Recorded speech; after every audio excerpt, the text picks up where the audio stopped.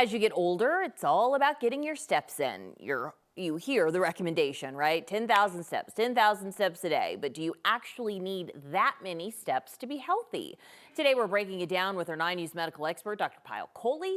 So where does this even come from, this 10,000 step threshold? Because I abide by it. Everyone does. I feel like you hear it everywhere. Yeah. It's fascinating, ladies. I looked into it. 1960s, a Japanese pedometer company thought 10,000 was a nice round number, thought that it looked good in Japanese characters, and made an advertisement about it, and that's how it caught on. So it's not based in science, it's based in marketing, but it seems to work, I think. I know, because a lot of people do swear by it. I remember when Jessica Simpson came out and said, I lost all this weight because of my 10,000 steps a day. So what should women aim for? And should women of a certain age aim for a different amount of steps? Yeah, so it really depends on kind of what your goal is. You basically want to do more than 3,000. 3,000, less than 3,000 puts a target sign on you that something bad is going to happen. Ooh. Yeah, 3,000 to 5,000, yeah, because that's associated with worse outcomes. Getting frail, more falling, more risk of dying, more risk of cardiovascular events. 3,000 to 5,000 kind of keeps you healthy, keeps you aging well.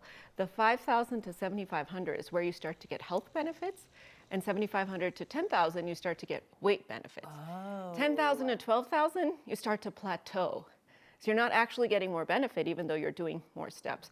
So Alex, you said you do about 10,000 a day. That is my goal, Good and for I'm very you.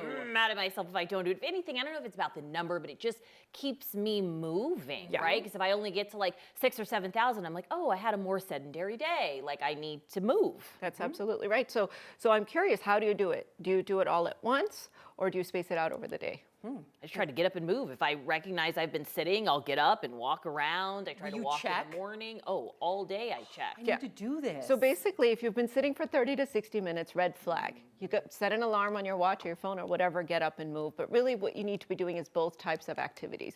You want to get some level of movement all day long, including micro movements like walking around the newsroom, going down the hall, going to the bathroom, going to your car, whatever you need to do. But also some kind of a walk or physical activity to get a burst, because that metabolism all day long gets revved up if you're doing those micro movements. And then that burst of activity is really where you start to get cardiovascular fitness. You start to improve your heart health, so to speak. I like it. I know, me too. And can it be like an average, like let's say 7 days a week, right? 70,000 steps. Can it be like one day you're doing 3,000 steps, the next day you're doing 12,000 steps, or does it have to be a daily thing? No, and that's the key here. People think it has to be 10,000 every single day.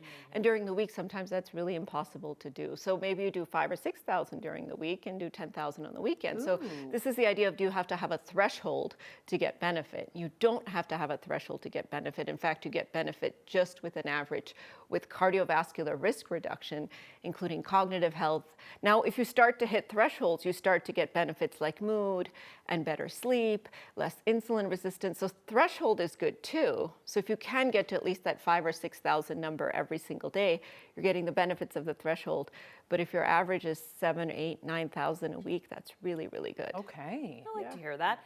Random question here, but what about walking backwards? I hear that has a lot of health benefits. Oh, walking backwards. I heard it's good for the bum, is it? I don't have the coordination for this, but I am curious. Okay, so yes, this is very trendy. This is something I would suggest everybody start to incorporate into their daily steps. And essentially, when you walk forward, you use a different set of muscles than when you walk backwards. And the muscles that you use when you walk backwards actually build more core strength, more stability, and again, help you age better, help you look better a little bit too if you build those muscles. But you don't want to be walking backwards for long periods of time. So 1 to 3 minutes at a time. And think about what you're doing when you're walking backwards. You're thinking, you're being more mindful. So it improves cognitive health as well, and it burns more calories. So from a cardiovascular perspective, it's also healthy to walk backwards. So I've started incorporating like 1 minute every 10 minutes of walking forwards. You walk backwards, and then you're not on your phone and you're not calling someone. You're actually paying attention to what you're doing. I'm going to be doing that in the studio. I know. I need "What's core wrong with strength. him?" That's what I'm trying to work on. We got to these do it days. in the studio, you and I. All right. Maybe we'll set a trend. All right, so micro movements walking backwards. Sure, why not? We'll make an Instagram. But really quickly, I think it's important to also know if somebody isn't able to walk physically, if somebody's using a walker, what do you suggest for them? So I have patients in wheelchairs, walkers all the time. So the movement doesn't have to be lower body, it can even be upper body.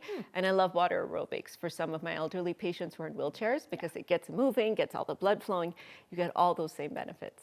Good info. I know. Dr. Kohli, thank you. All right, can't wait to see that backwards walking. Retro, it's called retro walking. Yes. Retro walking.